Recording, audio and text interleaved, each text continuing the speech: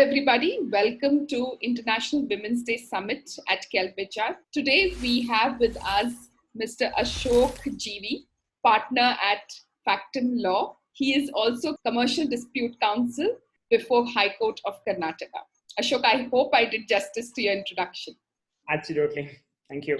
I request you to introduce yourself and tell us quickly about yourself, your journey. I'm a litigator, so I predominantly practice in a variety of commercial disputes before the commercial courts and the High Court of Karnataka. So besides my work as a commercial litigator, I also advise a lot of my clients on their contractual requirements as well as their statutory compliances, which includes addressing inclusivity in the workplace.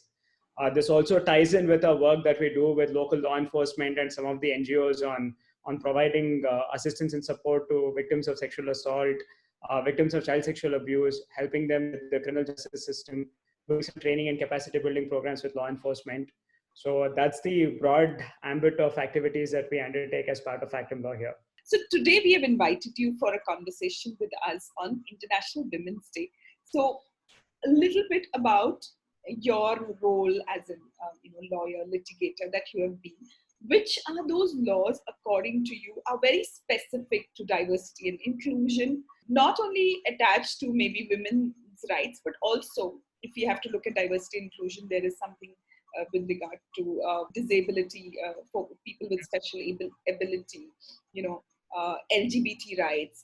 There's so many combinations which impact human beings, impact employees. So would you want to give us a short synopsis about it? Being the kind of legal system that we have in this country, there is a fine balance between the objective of achieving a welfare state, which is obviously free of discrimination and free of any kind of arbitrary treatment of people. At the same time, you also have to balance it with the existing reality of free market economics, which is all about giving freedom to people in terms of how they manage their respective enterprises and organizations. This debate is not really very new because it essentially goes back to community interest versus individual private interests and individual rights, and which is a debate as old as the nation itself. So to my mind, the first underlying legal concept that I think more or less helps us address every kind of dilemma and predicament that comes before us is actually the fundamental right of privacy, which I think is often neglected in these discussions, because the essence of privacy is the statement that I am the owner of my body and mind, and therefore I have the right to prevent somebody from damaging my body and mind without my consent. And therefore I have the right to draw boundaries around myself, which everybody else has to respect. And how I draw these boundaries, who I call people, who I call as people close to me, who I call people as being very distant to me, the law tells me that I have the absolute right to do it. I don't have to qualify it. I don't have to justify it. It's entirely up to me what kind of people I let close to me and who has access to my body and mind. So to our mind, whenever we talk about inclusivity or diversity, what immediately emerges is that you need to respect people for their talent and quality of character that they bring to the table, and not for their appearances, their gender, their identities, their disabilities. That's not what you want to be judging people by. And that goes to their right to have the world not damage their body and mind. So the moment we understand privacy, we also then begin to realize how interpersonal relationships have to be formulated. And it is formulated based on trust, based on empathy, based on concern. And that automatically addresses your inclusivity and diversity related concerns. So I would always begin my conversations about this with the doctrine of privacy, and then move on to the specific statutes that we have on disability, on preventing sexual harassment at the workplace, legislations designed to address caste-based discrimination. So all of that follows the doctrine of privacy. A man talking about this is a very, very different ballgame. What do you think about it? When I reflect on my role and career as a litigator and a lawyer, and that essentially means that I'm an officer of the court, I do not have the luxury of biases or prejudices. I am on paper and ethically bound to be as free of biases and prejudices as the law requires me to be. And if I study the Constitution, which is really the holy Bible for all of us lawyers, it essentially tells us that the fundamental rights are not just a body of rules and regulations. It is a way of life. And as litigators, we have to exemplify that in our day-to-day lives as well. So I don't really look at this as a man's perspective or a woman's perspective. I think this is the legal position in the country. And as the famous Robert Kennedy himself put it, when people were questioning him about the verdict that ordered integration between the races in educational institutions, he said, "I don't care whether you like it or not. This is the law." Right. So that's how I like to look at it. That whether we individually appreciate it or not, the legal position is that we have to practice inclusivity. We have to practice diversity. We don't have the luxury of discrimination. We don't have the benefit of getting away with it. And I think that is the beauty of the law, and that is the impact that we as men and women of the law can actually bring to the table. If you look at any law, for example, PoSH law that we are in discussion today, right? There are so many things which is written there, ties our hands, right? Like a definition of who could be an aggrieved woman, right? Like somebody asked, there was a situation where I think a day or two back, somebody said that one lady walks into an office and complains about a sexual harassment that has happened to her by two employees of that particular organization. And she's not given anything in writing, but she gives a first copy of FIR that she has registered. Should IC even bother to take that? My first response to it is, why not? But then somebody from the legal background will show me, okay, it has to be written. It has to be addressed to IC. IC cannot scout for it. So these are some things which get thrown back. So what do you think about such a situation? Our approach has always been to fall back on some of the fundamental concepts of how these laws have to be read. And the first thing that comes to our mind is that this law of 2013, the Sexual Harassment Prevention, Prohibition and Redressal Act, it is what we call as a beneficial legislation, which means that the people who have made these laws intend these laws to be used for the benefit of a certain section of the community that we live in.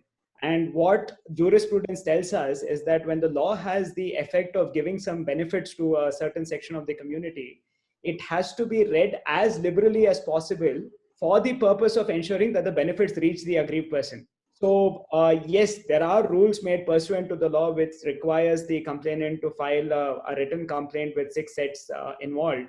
But I always have a way of striking a balance. I tell my clients that yes, there is a requirement that the IC has to get a complaint in 6 sets, but there is no prohibition for the HR to help the complainant put together these complaints in writing and then also render the assistance to file it before the IC. So the employer need not be a mute spectator in this entire exercise. So a policy can be devised. All these gaps in the act and the rules, the employer can make up for it by having a policy that provides this kind of assistance. Yes. So in the police stations, for example, when a person goes in to file a complaint and he or she is not able to write, there is a person called as a writer who can record it in writing, read it out to the person who's come to the police station, and then have them sign off on it. So what stops the employer from having dedicated people who can do the same for sexual complaints as well? So I think if the employers are truly committed to the cause of the law and the benefits that the law intends to advance, they can always devise enough mechanisms in the policies. But our problem has been that whenever we sit with our clients, the policy just is sorry to say this, but it's a cut copy paste of the law and the rules. Yeah. Right? Make an effort to actually identify what need not be repeated, which is already in the law, and then make the policy in such a way that it actually gives a practical handbook saying right. This is how the law can be implemented in the workplace. Yeah. So that takes me to another story. Actually, this week, one of my clients sent me, so we generally help people, clients to write their policies. So they got PoSH policy reviewed by a set of legal folks, and the whole policy got so complicated with so many legal words that I couldn't break it out. Okay, because PoSH is something that I have, PoSH law is something that I have at the back of my hand, right? And there were so many legal words and the sentences were so long that I would start with something and by the time I come to the end of it, I've forgotten what it meant, right? So I had to read it 2-3 times and I said, if I'm making so much of an effort, I don't know what the handbook or the policy will look like. So what is your advice to?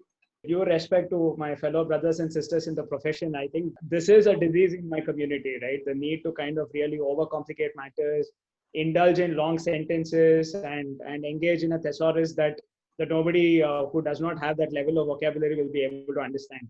And I think there is a growing movement across the globe to actually get lawyers to move away from these traditional drafting practices. So instead of writing 3 pages about what the process is of filing a complaint and what happens afterwards, you can represent that in a flowchart. So it just makes it so much easier and more pleasant for people to read. Same thing with language as well. Instead of saying notwithstanding, I can find appropriate substitutes for that, which are easier to understand. And the policy document, all said and done, is intended for a non-legal crowd. Right. So lawyers will have to make that effort and find the creativity to kind of abridge the policy, make it easier to read, and work with content writers perhaps to break down the language a little bit. Yeah. Now, the moment I say this, the first thing that my own community will tell me is, all that is fine, but how will this be interpreted in a court of law tomorrow? What if they come back and say that this is the issue? And I don't think we need to be worried about it so much, because I think the same requirement that lay people have of reading a shorter document easier to understand, I'm sure judges will also be very happy to come across the same approach. So we're increasingly finding the legal fraternity moving to these kind of best practices.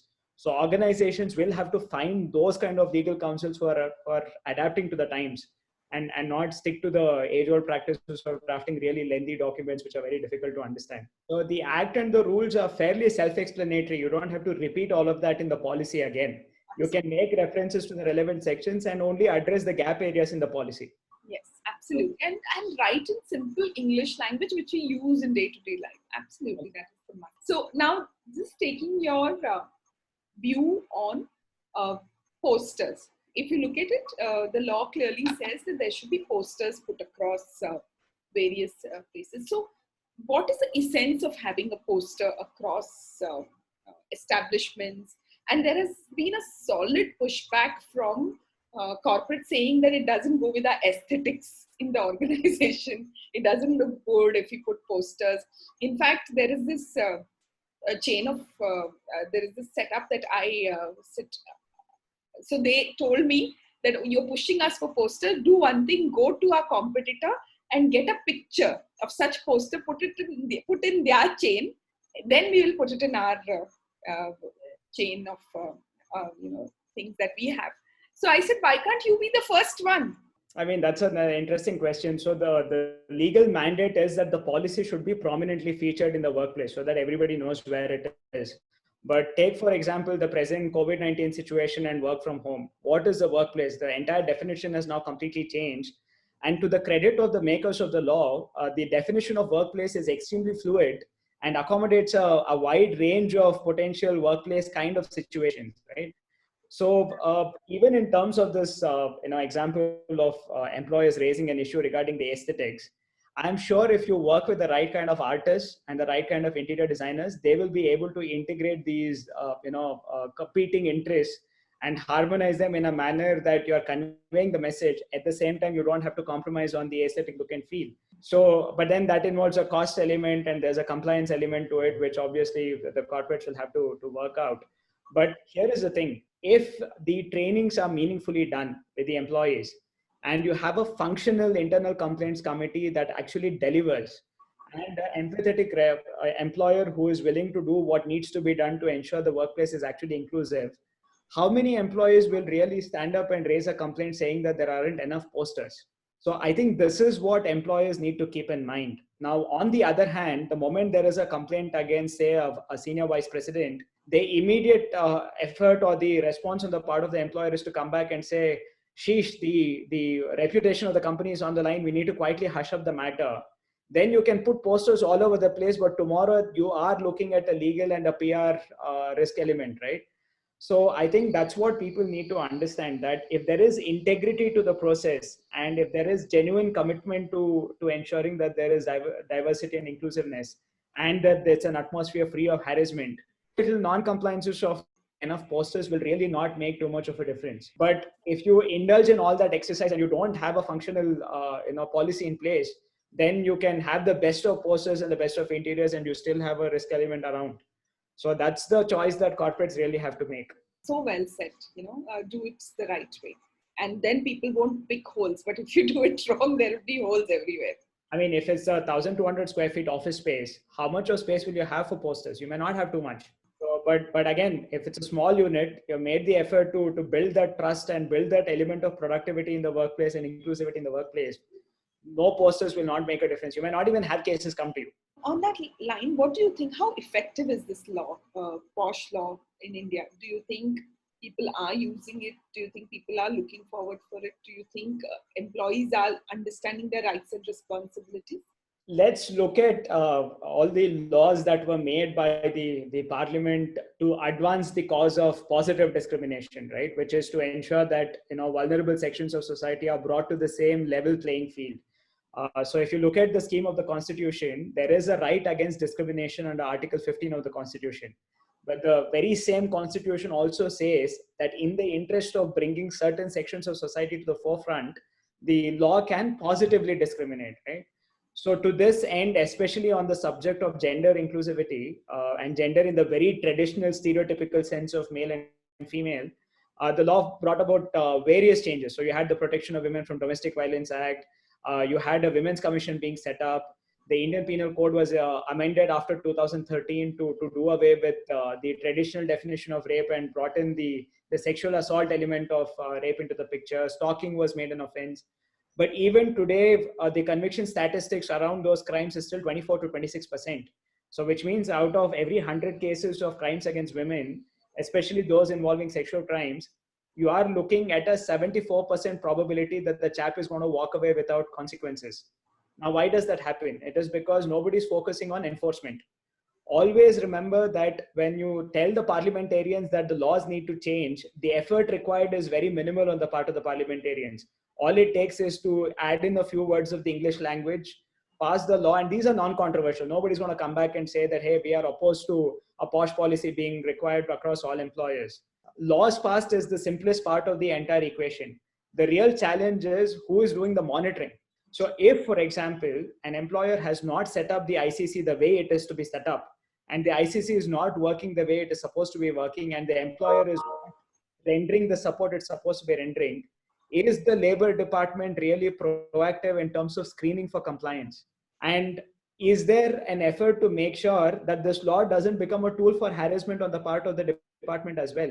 You don't want a situation where, in addition to the myriad varieties of other laws that labor laws that you have to comply, now the labor officer has one additional tool in his arsenal to come back and say, hey, you're not complied with this, either give me a bribe or I will probably do something about it. Right?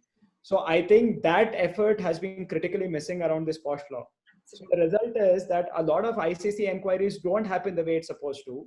Matters are hushed up. Principles of natural justice are not being properly followed in a variety of cases.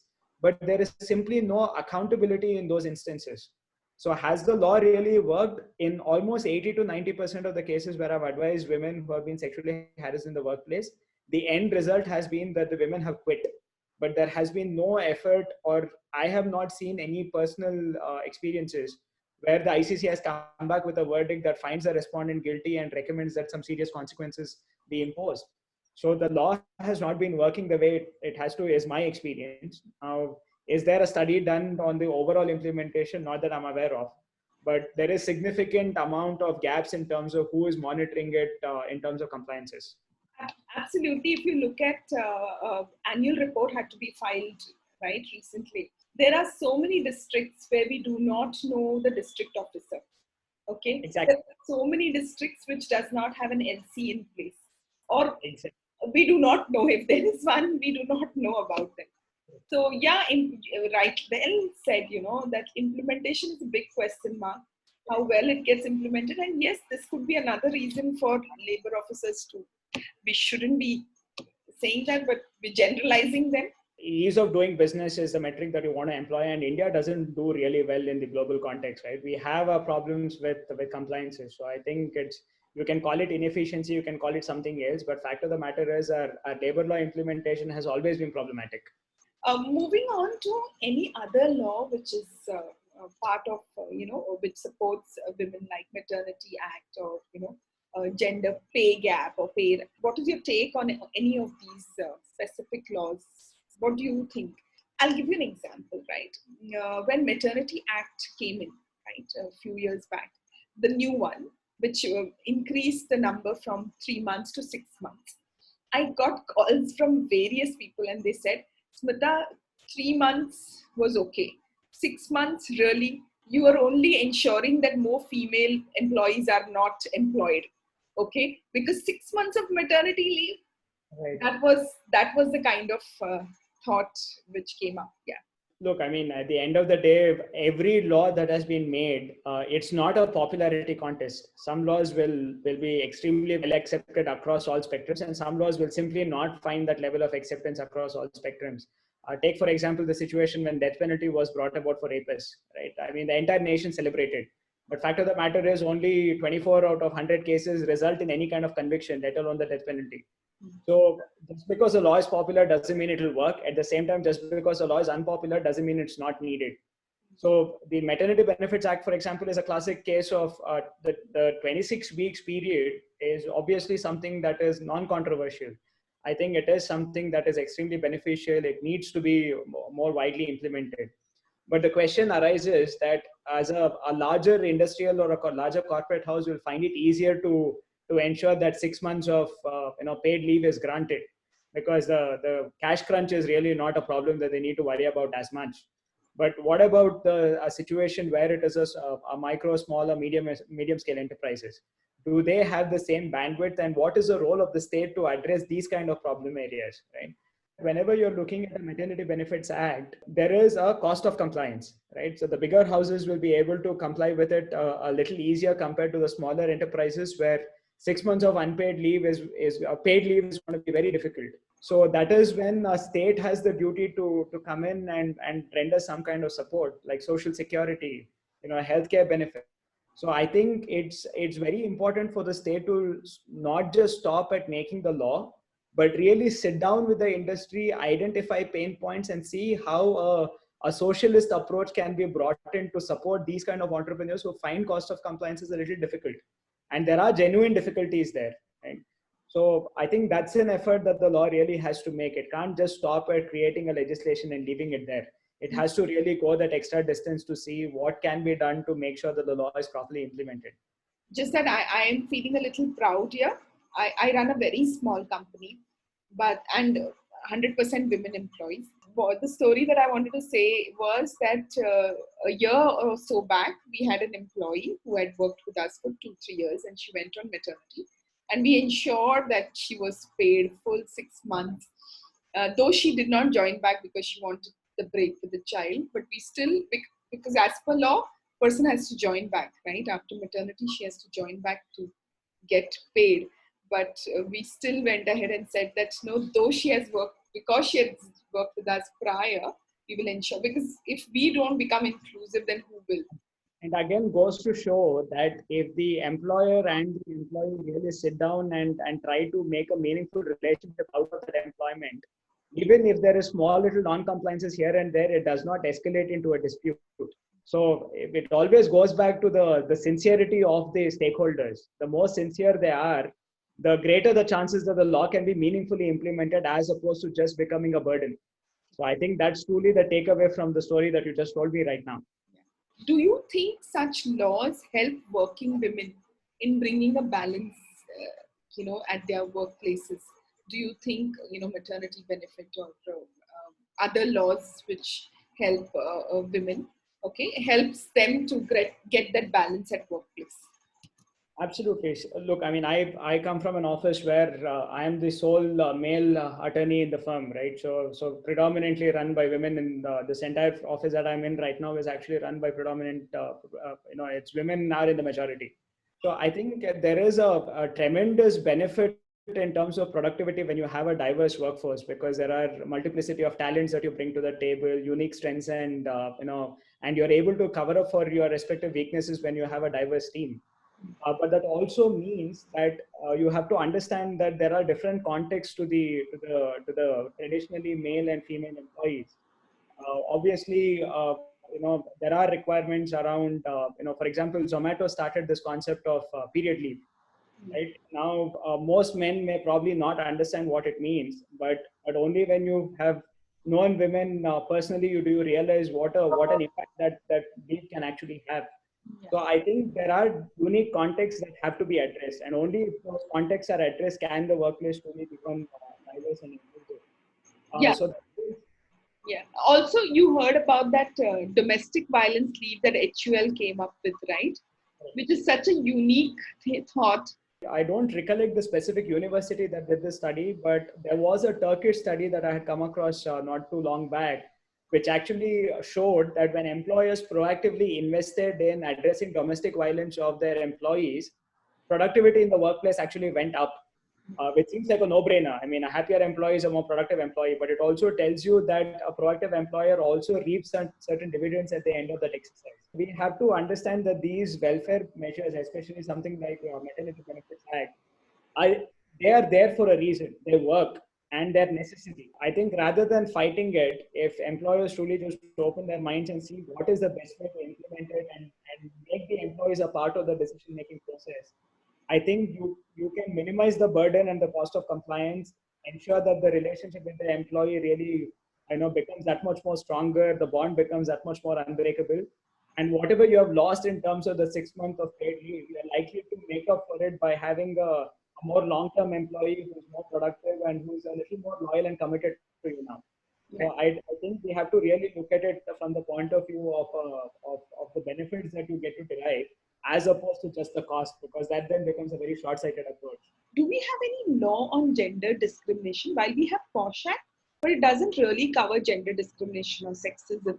Okay, so do we have anything that can protect women employees against gender discrimination? I have a slightly different take on the 2013 law, the PoSH law, because if you look at the attitude and the approach of the 2013 law, as I was telling you, it is a beneficial legislation, which means the interpretation of the various beneficial measures, it has to be a liberal interpretation. You can't afford to give a very narrow interpretation. Due respect to the Honorable Kerala High Court, which came back and said there is a requirement of a sexual intent to qualify as sexual harassment under the PoSH law of 2013.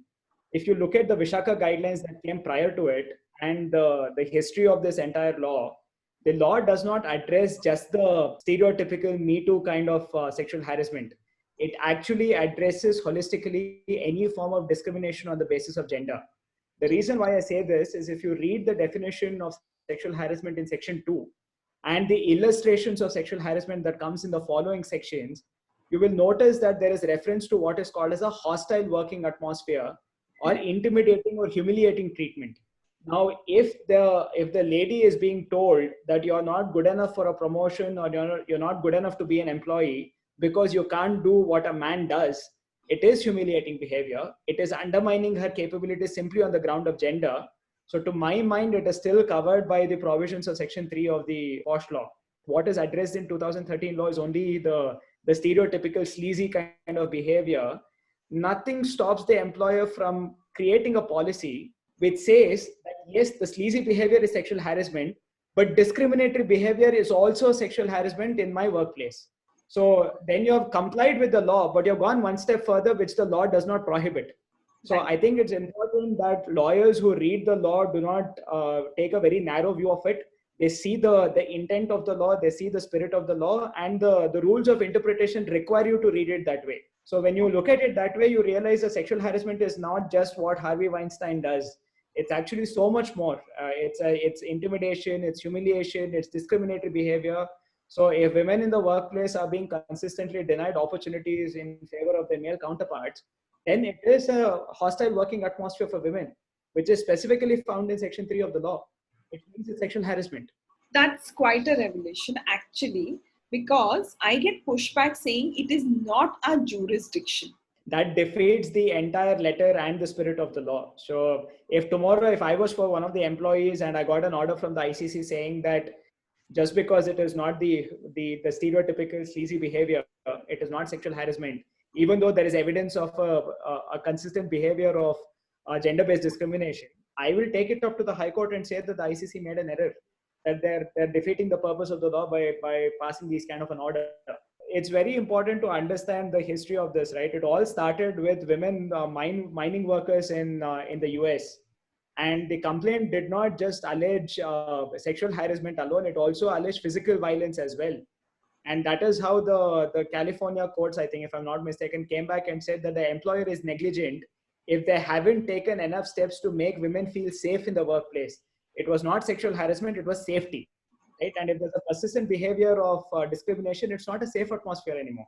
So I think it's very important that that we go, and this is the benefits of being a litigator, I suppose, since we have to really hash out the scope of these legislations. They are also able to kind of bring in the rules of interpretation that are so critical to understanding how these laws should work. Any specific input, we'll be happy to take it from. Look, I mean, whenever we kind of sit down with employers to address this particular subject itself, the stereotypical responses we get are we don't want to create a policy that will provoke people to file complaints. Male employees will come back and say, now I'm scared of interacting with women employees because they might file these kind of complaints against us. So I think there is a very simple way to break this down. So every one of our training programs starts with the concept of privacy. And the moment we tell and are able to get across to people what the concept of privacy is, respecting boundaries, respecting the right of integrity, right of autonomy, then you're reducing the entire concept of acceptable behavior into a process, right? And the process is that you respect the boundary regardless of how unreasonable it might sound. And if you're in a doubt as regards what is an acceptable behavior and whether you can breach boundaries or not, always take 2 steps back and don't go 1 step forward. I mean, it's as simple as that. So I think it's really important that employers move away from these traditional product-based learning approaches, really sit down and have group discussions, make the engagement a little more dynamic, a little more conversation-oriented, bring in unconventional learning systems so that it's not just a video that they're watching, but they're actually able to kind of review case studies, work with different case studies, different scenarios. If there is that level of intent to truly convey this, not just as a compliance program, but as an education and training initiative, you are making your employees, you're upskilling them, you're improving productivity. And in the process, you're also creating a work atmosphere where the employer has the benefit of more productivity and the employees have the benefit of a greater inclusivity in the workspace. So I think it's important to move beyond the thinking that this is just compliance. This is actually so much more than that. Absolutely. Brilliant thought process that go beyond compliance. And coming from a legal person, I am so touched. Thank you very much.